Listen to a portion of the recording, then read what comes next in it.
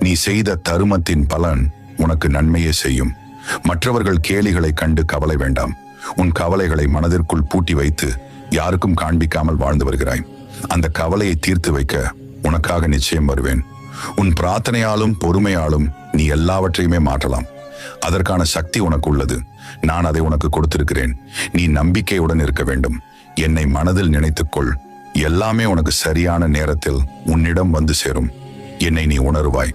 மனதில் குழப்பங்களுக்கு இடம் கொடுக்காதே.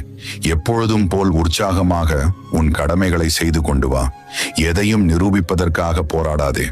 மனதில் எதையாவது சிந்தித்து சிந்தித்து அழுத்தம் கொடுக்காதே. இயல்பாக இரு. நடப்பதெல்லாம் நல்லதாகவே நடக்கும். நீ நினைத்தபடி வாழ்வில் வெற்றி கிடைக்கும். பொருளாதாரம் மேம்படும். அதிர்ஷ்டமான நாட்கள் வரக்கூடிய நேரம்.